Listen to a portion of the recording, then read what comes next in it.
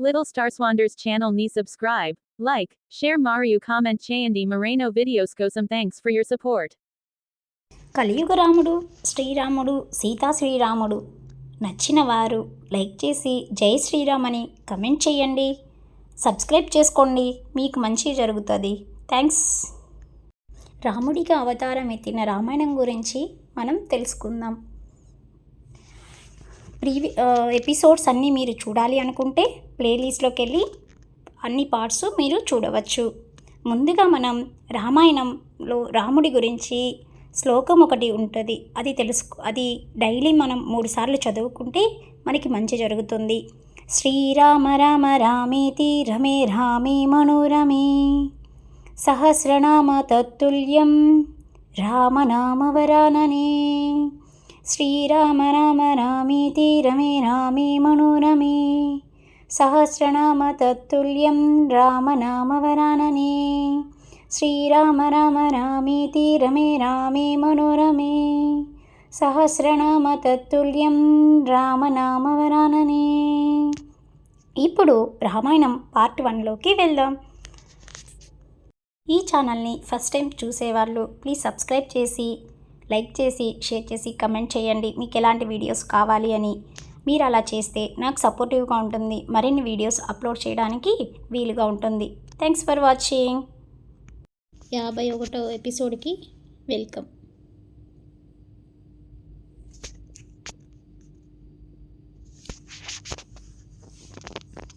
యథాపుత్రం గుణక్షేత్రం నగం కనకాదు. కింద పడిపోయిన వాలి, రామా నేను నా ప్రాణాలు పోతున్నాయని బాధపడడం లేదు, తార గురించి విలపించడము లేదు. కానీ నా ప్రియాతి ప్రియమైన కుమారుడు అంగదుడు సుఖాలని అలవాటు పడి బతికినవాడు. ఈ ఒక్క కొడుకు భవిష్యత్తు ఏమవుతుందా అని బెంగపడుతున్నాను. నా కొడుకు యొక్క శ్రేయస్సుని అభివృద్ధిని నువ్వే సర్వకాలముల యందు చూడాలి అన్నాడు.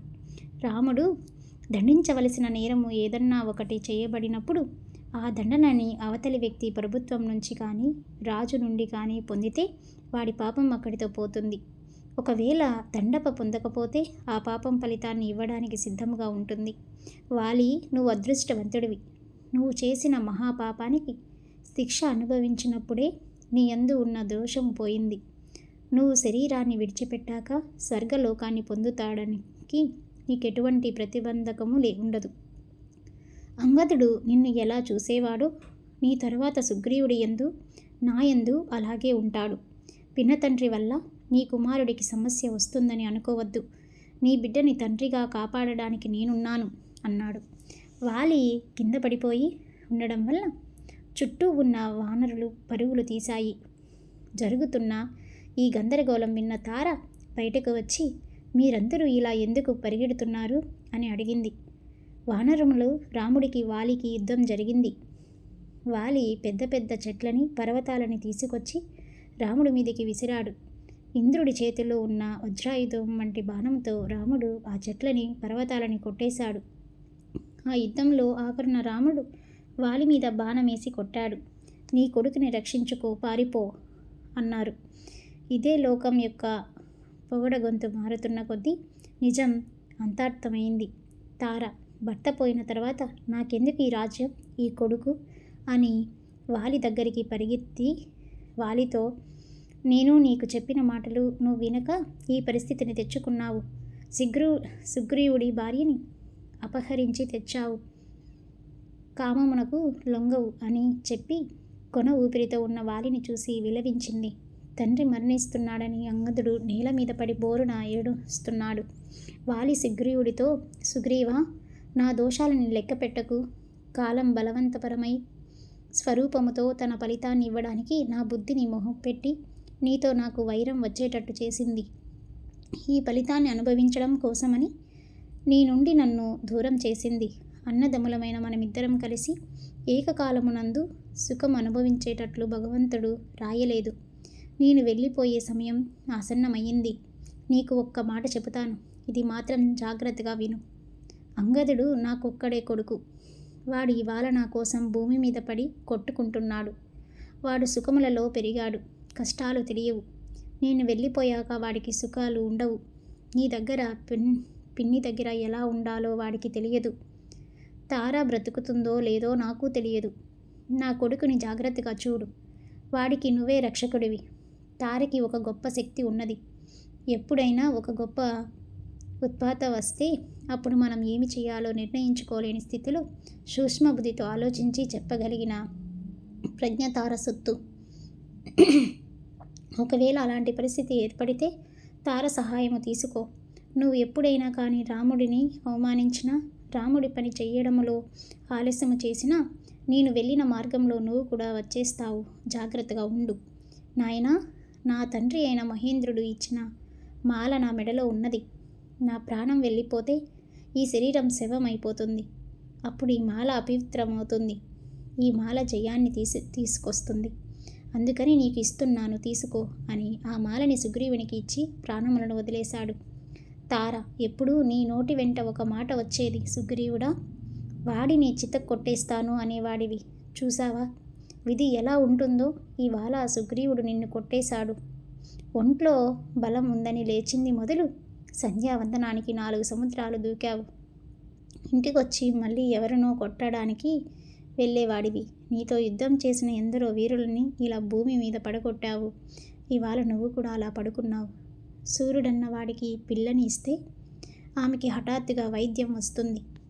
అందుకని సూర్యుడికి ఎవరు పిల్లని ఇవ్వద్దు. పతిహీనతు నారికామం భవతు పుత్రినం ధనధాన్య సంపూర్ణ విద్యాభ్యసధన. మాట వినే కొడుకులు ఎంతమంది ఉన్నా, అపారమైన ఐశ్వర్యం ఉన్నా, నేను గొప్ప పండితురాలునైనా నువ్వు వెళ్ళిపోవడం వల్ల లోకం నన్ను చూడగానే మాత్రం విధవా అనే అంటుంది అన్నది. సుగ్రీవుడు రాముడితో, నువ్వు చేసిన ప్రతిజ్ఞకి అనుగుణముగా వారిని సంహరించావు. అన్నని చంపమని నేను నిన్ను అడిగాను. నేను దుర్మార్గుడిని. ఇప్పుడు నాకు తెలుస్తుంది నేను ఎంత అకృత్యం చేశాను అని. అన్నయ్య బతికి ఉన్నంతకాలం అన్నయ్య పెట్టిన కష్టాలు తట్టుకోలేక అన్నయ్య పోతే బాగుండు అని నేను నిన్ను తీసుకొచ్చి బాణం వేయమన్నాను. అన్నయ్య భూమి మీద పడిపోయాక అన్నయ్య అంటే ఏమిటో నాకు అర్థమవుతుంది. నేను వాలి మీదికి యుద్ధానికి వెళితే నన్ను కొట్టి ఇంకొక గుద్దితే నేను చచ్చిపోతాను అన్నంతగా అలసిపోయాక ఇంకెప్పుడు ఇలాంటి పని చెయ్యకే పో అని వెళ్ళిపోయేవాడు. కానీ నన్ను చంపేవాడు కాదు. ఒక తల్లి బిడ్డలమని నన్ను ఎన్నడూ వాలి చంపలేదు. నేను చచ్చిపోతానని వాలి నన్ను అన్నిసార్లు వదిలేశాడు. నేను వాలిని చంపించేశాను. నీతో వాలిని చంపమని చెప్పినప్పుడు నాకు ఈ బాధ తెలియలేదు. జరిగినప్పుడు తెలుస్తుంది. అందుకని నాకు ఈ రాజ్యం వద్దు. పెద్ద చెట్టు కొమ్మని తీసుకొచ్చి దానితో నన్ను కొట్టి ఇంక నేను ఆ దెబ్బలు తట్టుకోలేక పడిపోతే ఇంకెప్పుడు ఇలాంటి తప్పులు పనులు చెయ్యకు పో అనేవాడు. ఇవాళ నన్ను అలా అనే అన్నయ్య ఎక్కడి నుంచి వస్తాడు? ఇక నేను ఉండను. నేను అగ్నిలోకి వెళ్ళిపోతాను. రామా, మిగిలిన ఈ వానరులు నీకు సీతాన్వేషణ సహాయం చేస్తారు అన్నాడు. సుగ్రీవుడు అలా ఏడుస్తుంటే చూడలేక రాముడు ఏడిచాడు. తార వాలిని కౌగిలించుకొని ఏడుద్దామంటే రాముడి బాణం వాలి గుండెల్లోకి గుచ్చుకొని ఉన్నది. నలుడు వచ్చి ఆ బాణాన్ని తీసేశాడు. తార భర్త యొక్క శరీరం దగ్గర ఏడిచి రాముడి దగ్గరికి వచ్చి, రామా, నీ గురించి ఊహించడం ఎవరి శక్యం కాదు. నువ్వు అపారమైన కీర్తికి నిలయమైన వాడివి. భూమికి ఎంత ఓర్పు ఉన్నదో నీకంత ఓర్పు ఉన్నది. నువ్వు విశాలమైన నేత్రములు కలిగినటువంటి వాడివి. నీ చేతిలో పట్టుకున్న కోదండము నీ అవయవములు అందమైన పొద్దిక, దానిలో ఉన్న కాంతి చూసిన తర్వాత నువ్వు అందరి వంటి మనుష్యుడివి కావని నేను గుర్తించాను. ప్రపంచంలో అన్నిటికన్నా గొప్ప దానం భార్యదానం. నేను లేకపోతే వాలి అక్కడ కూడా సంతోషాన్ని పొందలేడు. అందుకని వాలిని ఏ బాణంతో కొట్టావో నన్ను కూడా బాణంతో కొట్టు. నేను వాలి దగ్గరికి వెళ్ళిపోతాను అన్నది. రాముడు, నువ్వు అలా శోకించకూడదమ్మా. కాలం అనేది ఒక బలమైన స్వరూపము. అది పుణ్యపాపాలకి ఫలితాన్ని ఇస్తుంది. ఇక్కడ వాలి శరీరం ఇలా పడి ఉండగా మీరందరూ ఇలా మాట్లాడకూడదు. జరగవలసిన క్రతువుని చూడండి అన్నాడు. వాలి శరీరాన్ని అగ్నికి ఆహుతి చేశారు. తదనంతరం సుగ్రీవుడు, హనుమంతుడు మొదలైన వానరులు రాముడి దగ్గరకు కూర్చున్నారు. హనుమంతుడు, ఇంత గొప్ప రాజ్యాన్ని సుగ్రీవుడు పొందేటట్టుగా నువ్వు అనుగ్రహించావు. నువ్వు ఒక్కసారి కిష్కింధ నగరానికి వస్తే నీకు అనేకమైన రత్నములు బహుకరించి నీ పాదములకు నమస్కరించి సుగ్రీవుడు కృతజ్ఞుడు అవుతాడు అని అన్నాడు. రాముడు, 14 సంవత్సరములు తండ్రికి ఇచ్చిన మాట ప్రకారం అరణ్యంలో ఉంటాను. నేను గ్రామంలో కానీ నగరంలో కానీ ప్రవేశించి నిద్రపోను. పెద్దవాడైన వాలి యొక్క కొడుకునైన అంగదుడు యోగ్యుడు. మీరు అతనికి యువరాజ పట్టాభిషేకం, సుగ్రీవుడికి రాజ్య పట్టాభిషేకం చెయ్యండి. మీరందరూ సంతోషంగా కిష్కింధలో ఉండండి. ఈ వర్షాకాలంలో రావణుడిని వెతుకుతూ వెళ్ళడం కష్టం. సుగ్రీవ, పట్టాభిషేకము చేసుకొని 4 నెలలు యథేచ్ఛగా సుఖాలు అనుభవించు. కొండల మీద తిరిగి ఎన్నాళ్ళు నుంచో కష్టపడ్డావు. కార్తీక మాసం వచ్చినప్పుడు నన్ను జ్ఞాపకం చేసుకో. అంతవరకు నేను ఊరి బయట ప్రసరణ పర్వత గుహలో ఉంటాను అని చెప్పి సుగ్రీవుడిని పంపించాడు. కిష్కింధకి వెళ్ళాక సుగ్రీవుడికి పట్టాభిషేకం చేశారు. సుగ్రీవుడు మళ్ళీ తారని పొందాడు. అలా తార రుమలతో బయట వర్షాలు పడుతుండగా సుగ్రీవుడు ఆనందంగా కాలం గడపసాగాడు. నెక్స్ట్ ఎపిసోడ్కి